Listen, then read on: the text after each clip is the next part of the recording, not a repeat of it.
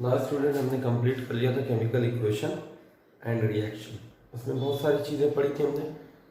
Chemical equation कहते किसको हैं, केमिकल इक्वेशन बनाया कैसे जाता है, केमिकल इक्वेशन की क्या क्या रिएक्शंस किस तरह के होते हैं, केमिकल इक्वेशन बनते कैसे हैं, बैलेंसिंग ऑफ केमिकल इक्वेशंस, वो सारी चीज़ें हमने पढ़ ली। हो सकता है बहुत बोरिंग रही हो, ठीक है, बोरिंग तो थी, केमिस्ट्री तो खैर बोरिंग होती है वो केमिस्ट्री पढ़ाने वाले सर भी बोरिंग होते हैं, तो वो ठीक है, लेकिन इतना तो है, मजबूरी है। तो हम क्या पढ़ेंगे now, acids bases and salts. अब ये क्या नई चीज़ आ गई, एसिड्स बेसिस एंड साल्ट्स, ये तो कभी नहीं सुना। ध्यान था कभी कभी कि एसिड यूज होता है, लेकिन ये दूसरे दूसरे इंसान का नाम कहाँ से आ गया दिमाग में। अरे भैया, कोई चीज़ रहती है तो उसका कुछ तोड़ भी निकल आता है, ठीक है। हमारा भी तोड़ हमारे पेरेंट्स निकल आते हैं ना, क्योंकि शरारत ज़्यादा करते हैं तो तोड़ निकल ही आता है। तो ऐसे में क्या हुआ कि मैं एक ऐसे ही वो करके बता रहा हूँ कि हम यहाँ पे चैप्टर नंबर 2 पे आ चुके हैं, जिसमें एक टॉपिक मिलेगा एसिड्स, उसका जस्ट अपोजिट क्या है, बेस, ठीक है। जहाँ जहाँ इसके रिएक्शंस पढ़ाए जाएंगे, जहाँ जहाँ इसकी प्रॉपर्टी पढ़ाई जाएगी, उसमें दिखेगा कि वो एक दूसरे से कैसे अपोजिट में है। और इन दोनों को जबकि अपोजिट है, एक चीज होती है कि आपस में मिल जाती है, दोस्त आपस में मिल जाते हैं तो वो तो चलता है, लेकिन जहाँ दुश्मन दुश्मन हो वो आपस में मिल जाए तो वहां पे क्या पैदा हो जाती है, खटास होती है ना, खटास पैदा होती है, मतलब नहीं मिल सकते कभी, बीच में खटास होती है, दुश्मन दुश्मन के बीच में खटास होती है। तो वैसे ही एसिड बेस क्या है, एक दूसरे के एंटी हैं, दुश्मन है, तो क्या पैदा करते हैं, साल्ट। साल्ट में क्या होती है, नमकीन होता है ना, इसलिए, ठीक है, समझने के लिए। सो स्टार्ट करते हैं एसिड से। पहले देखो, एसिड एक ऐसा सब्सटेंस होता है जो जब भी वाटर में डिसॉल्व किया जाएगा, हमेशा ये बात याद रखना कि एसिड ऐसा सब्सटेंस जब भी वाटर में डिसॉल्व किया जाएगा तो वो हाइड्रोनियम आयन जनरेट करेगा, ठीक है। हमेशा क्या होगा, हाइड्रोनियम आयन जनरेट करेगा। लेकिन जब बेस में डिसॉल्व किया जाएगा, वाटर में डिसॉल्व किया जाएगा, तो वो हाइड्रोक्साइड आयन जनरेट करेगा, ठीक है। अब स्ट्रॉन्ग एसिड है कि वीक एसिड है, या स्ट्रॉन्ग बेस है कि वीक बेस है, इसका पता हम कैसे लगाते हैं, नंबर ऑफ हाइड्रोजन आयन और नंबर ऑफ हाइड्रोक्साइड आयन, ठीक है। यानी जितना ज्यादा कोई एसिड अपने अंदर से हाइड्रोनियम आयन यानी H+ आयन जनरेट करेगा, उतना ज्यादा वो क्या होगा, स्ट्रॉन्ग एसिड होगा, ठीक है। और अगर जितना कम जनरेट करेगा, यानी पानी में इसको डिसॉल्व कर दो, जितना कम जनरेट करेगा वो क्या होगा, वीक एसिड होगा। क्योंकि एसिड और बेस पानी में डिसॉल्व करने पे अपने आयंस में ब्रेक कर जाते हैं, वो वाटर में मिलने पर रिएक्शन होता है उनका, जिससे वो अपने आयंस में टूट जाते हैं, ठीक है।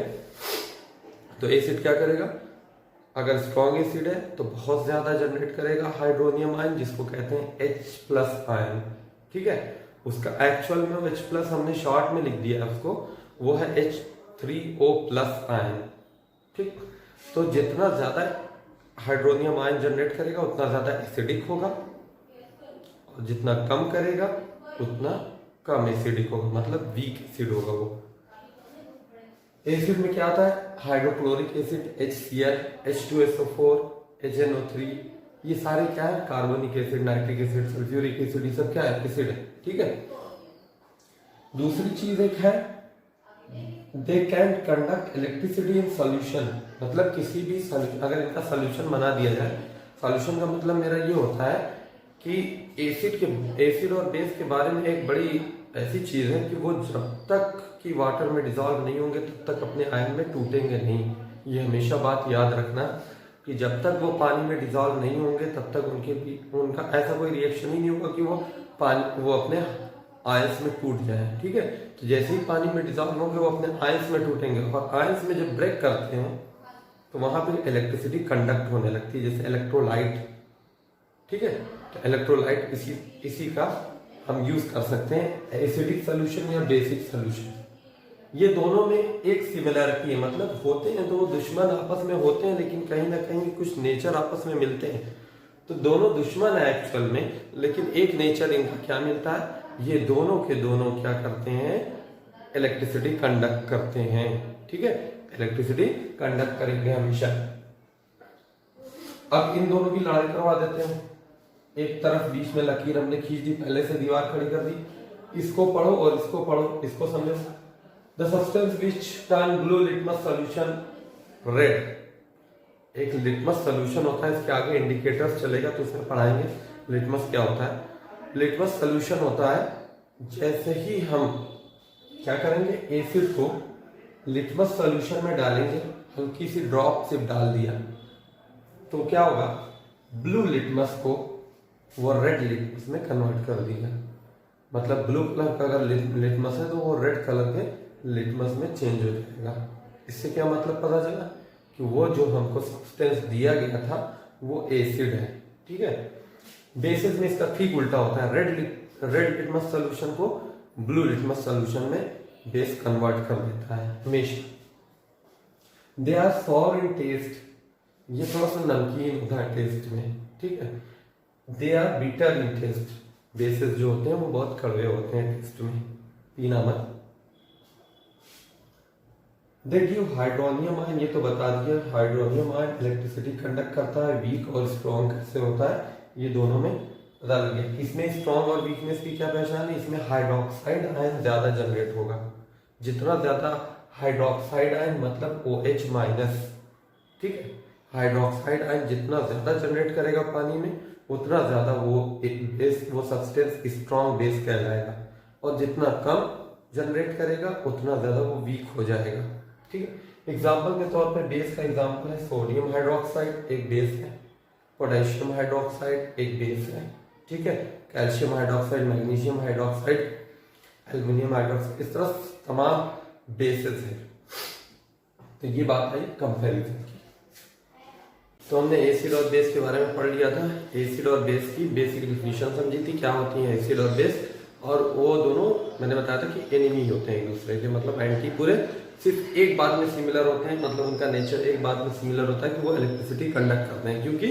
क्यों कंडक्ट करते हैं, क्योंकि जब भी उनको वाटर में डिसॉल्व किया जाएगा तो वो अपने आयंस में ब्रेक कर जाएंगे, और जब भी आयनिक कंपाउंड जो भी होते हैं वो इलेक्ट्रोलाइट का काम करते हैं और वहां इलेक्ट्रिसिटी कंडक्ट हो जाती है। ठीक है, तो अब हम पढ़ेंगे chemical properties of acids and bases. सबसे पहले एसिड की केमिकल प्रॉपर्टी, फिर उसके बाद बेसिस की केमिकल प्रॉपर्टीज। केमिकल प्रॉपर्टीज का मतलब उनका रिएक्शन कैसे कैसे होता है, मेटल से कैसे होता है, वाटर से कैसे होता है, ये आपस में रिएक्ट करते हैं तो क्या बनाते हैं, तो ये सारी चीजें इसमें डिटेल से हम जानेंगे। सबसे पहले एसिड की केमिकल प्रॉपर्टी, जैसे ही ये मेटल से, हमेशा ये याद रखना कि एसिड जैसे ही मेटल से रिएक्ट करेगा वो साल्ट और हाइड्रोजन गैस जनरेट करेगा। साल्ट प्लस हाइड्रोजन गैस, ये हमेशा होगा। यानी कोई भी एसिड अगर मेटल से रिएक्ट करता है तो ज्यादातर स्ट्रॉन्ग एसिड ही मेटल से रिएक्ट करते हैं, तो वो क्या बनाएंगे, साल्ट एंड हाइड्रोजन गैस। अब ये हाइड्रोजन गैस का पता कैसे लगता है, hydrogen gas release can be tested by bringing a burning candle near a gas bubble, it burst with pop sound. हम जहाँ पे भी जिसमें भी रिएक्शन करा रहे हैं, जिस भी उसमें ट्यूब में रिएक्शन करा रहे हैं एसिड का और मेटल डाल करके उसमें, उसके ऊपर अगर हम जलती हुई कैंडल ले जाएंगे तो वो पॉपअप साउंड देगी, मतलब जैसे चिंगारी नहीं फूटती है फट फट करके, वैसे पॉपअप साउंड देगी वो, तो हमको समझ में आ जाएगा कि वो हाइड्रोजन गैस वहाँ पे जनरेट हो रही है। ठीक है, यहाँ पे कुछ एग्जाम्पल दिए गए हैं एसिड और मेटल के रिएक्शन के, कैसे एसिड और मेटल आपस में रिएक्ट करते हैं। HCl एक एसिड है तथा स्ट्रॉन्ग एसिड है, सोडियम एक मेटल है, तो इससे रिएक्ट करके वो NaCl सोडियम क्लोराइड जो कि एक साल्ट है प्लस हाइड्रोजन गैस जनरेट किया। ठीक है, ये बेसिक सी चीज हमेशा होगी, एक साल्ट बनेगा दूसरा हाइड्रोजन गैस जनरेट होगी। जिंक एक मेटल है सॉलिड फॉर्म में, H2SO4 सल्फ्यूरिक एसिड है, ये दोनों जब आपस में रिएक्ट करेंगे तो जिंक सल्फेट एक साल्ट है जो कि सल्फेट साल्ट कहलाता है, प्लस हाइड्रोजन गैस जनरेट होगी। देखो ये चीज कॉमन है, हर एक रिएक्शन में ये चीज कॉमन रहेगी, जहां भी एसिड को देखना मेटल से रिएक्ट कर रहा है तो ये तो जरूर बनेगा, हाइड्रोजन गैस जरूरी बनेगी वहां पे। ठीक है, और एक साल्ट बनेगा। वो चाहे सल्फेट हो चाहे क्लोराइड हो, ठीक है, इस टाइप का साल्ट जरूर बनेगा। नोट में इसलिए मैंने लिखा है कि बहुत इंपॉर्टेंट पॉइंट है कि हाइड्रोजन गैस पता कैसे लगती है। सेकेंड है रिएक्शन विद मेटल कार्बोनेट्स और मेटल हाइड्रोजन कार्बोनेट, यानी इसका भी बहुत ही इंपॉर्टेंट रिएक्शन है। मेटल कार्बोनेट और मेटल हाइड्रोजन कार्बोनेट के साथ एसिड का रिएक्शन बहुत पूछा जाता है, तो इसको वो गौर से समझने वाली बात है। जैसे ही एसिड मेटल हाइड्रोजन कार्बोनेट या मेटल कार्बोनेट से रिएक्ट करेगा तो वो salt plus CO2 plus H2O बनाएगा। मतलब ये चीज़ कॉमन रहेगी हर एक चीज़ में, हर एक रिएक्शन में। जब भी एसिड मेटल हाइड्रोजन कार्बोनेट या मेटल कार्बोनेट से रिएक्ट करेगा, एग्जाम्पल के तौर पे HCl एक एसिड है, उनको पता है, प्लस Na2CO3 सोडियम कार्बोनेट है, ये उससे रिएक्ट किया तो NaCl एक साल्ट है प्लस CO2 प्लस H2O, ये चीज़ें हमेशा निकलेंगी। इसी तरह HCl plus NaHCO3 sodium hydrogen carbonate है, वहाँ पे भी यही सेम चीज़ बनी जो यहाँ पे बनी, सिर्फ हमने बैलेंसिंग की है तो ये दिख रहा है, यहाँ पे 2 आ रहा है, यहाँ पे NaCl plus CO2 plus H2O, ठीक है। बैलेंसिंग करना जरूरी है, ये बहुत ज़रूरी नहीं है कि उसकी फिजिकल स्टेट लिखी जाए, लेकिन बैलेंसिंग करना बहुत इंपॉर्टेंट है किसी भी केमिकल रिएक्शन में। तो यहाँ पे सोडियम क्लोराइड, कार्बन डाइऑक्साइड और H2O ये कॉमन चीज़ें हैं जो उसमें जनरेट होंगी, acid plus metal carbonate and metal hydrogen carbonate. Now the note point is carbon dioxide can be tested by passing it through lime water. Lime water turn milky. Carbon dioxide कैसे test होगा? जैसे यहाँ पे hydrogen test कर रहे थे तो हम कैंडल लेकर के जा रहे थे, अब कार्बन डाइऑक्साइड को टेस्ट करेंगे हम लाइम वाटर में मिला के, मतलब कैल्शियम हाइड्रोक्साइड। कैल्शियम हाइड्रोक्साइड इसमें डालेंगे, ये जो बना हुआ प्रोडक्ट उसमें डालेंगे, तो जो कैल्शियम हाइड्रोक्साइड इसमें मिलाएंगे, देखो CaOH2 प्लस यहाँ से जो CO2 निकल रही है उससे रिएक्ट करेगी वो, इसी में हमको इसको मिक्स करना है, इसमें लाइम वाटर से इसको पास करना है, ठीक है। तो जैसे ही वो पास होगी तो वो कैल्शियम कार्बोनेट जो कि एक चूना पत्थर होता है या चाक होता है उस फॉर्म में बदल जाएगा, प्लस H2O मतलब पानी उसी में रहेगा। तो कैल्शियम कार्बोनेट और पानी का जो मिक्सचर होता है वो क्या होता है, वो एक मिल्की टाइप का होगा, दूध की तरह से होगा। चाक वाटर सोल्यूशन मिलाओ तो एक दूध की तरह से होगा, तो वही चीज़ कह रहा है कि वो मिल्की हो जाता है। लेकिन फिर फर्दर अगर हम उसमें कार्बन डाइऑक्साइड पास करें, मतलब वही कि यहाँ पे बना कैल्शियम कार्बोनेट और इसका सोल्यूशन, इसमें फिर से आप कार्बन डाइऑक्साइड यहाँ की पास करते चले जाएं तो वो मिल्कनेस जो होती है वो डिसअपियर यानी वो गायब हो जाती है, मिल्कनेस पूरी तरीके से हट जाती है।